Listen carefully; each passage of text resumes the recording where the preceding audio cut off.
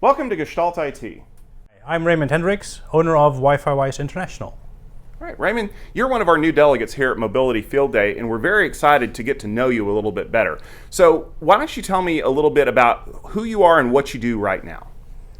So who I am, as I said, I'm the owner of Wi-Fi Wise, which is a company which focuses on the RF side of things, of communication. So we started in Wi-Fi and now transitioning into other technology as well, like LoRaWAN.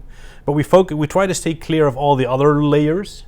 We do need to know, of course, about, for example, DNS, because it's always DNS if stuff doesn't work. That's but true.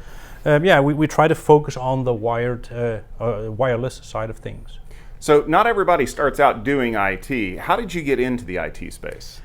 Well, I did start out in the IT space, but after I did my, I think a bachelor-ish degree for economics, which I had a in-depth, I think the English word is, in IT. Mm-hmm. So I did databases and stuff. Then I got drafted in the Dutch military, and I kind of liked it, so stuck around for 6 years. Did my NCO training and did electronic warfare over there. And then expanded my IT knowledge. Military paid for a lot of training, did my MCZ, so started with NT3.5 back in the days, learned about token ring networking. But in electronic warfare, I had this big vehicle, which was a jamming vehicle, and it had 16 kilowatts of EIRP. So I always tell students as well, like 16,000 watts. We heat our food with 1,000 watts. Now we're doing Wi-Fi with 100 milliwatts. So different in power, but that is what got me interested in RF, in antennas, and so that's why I got started in IT. So what's your favorite thing about what you do? That for the customer, it auto-magically works.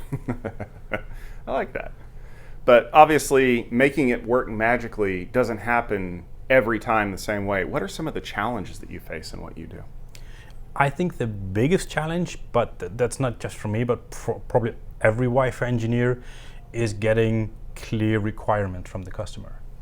I'm assuming that requires a lot of communication skills, being able to ask the right questions, but also being able to understand that maybe the answers aren't where you need to be and find a different way to ask that question. Yeah, and as IT people, we're kind of autistic, right? So communication might, even though we're in wireless communication, people-to-people communication might not be our strong suit. So getting that information from the customer is most challenging.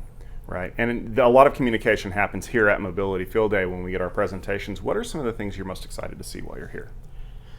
Well, I'm just excited to be here, to see the newest and latest and greatest, and just soak it all in. But also trying to clear the marketing fluff and get down to, okay, what's the actual use case? Can we use it, and is it usable? Yeah, that's kind of what we do around here, and I'm glad that that's something you're kind of interested in. Now let's just step back for a minute. If you weren't doing this job, if you weren't involved in IT, what would you be doing? I always thought forestry would be nice. Like lumberjack or stuff like that.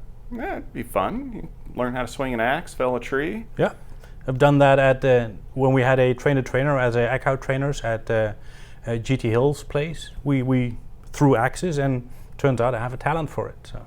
Well, that's impressive. Not only are you great at training Wi-Fi people, but you might be able to use an axe in creative ways if you have to. I can. Well, Raymond, thank you very much for being a part of Mobility Field Day. We're very excited to have you here. If you'd like to see more interviews like this, you can head over to our website at gestaltit.com. And if you'd like to learn a little bit more about the interview that Raymond and many other people are involved in, head over to techfieldday.com and look for Mobility Field Day 9, which will be streaming live May 17th, 18th, and 19th. We'll see you there.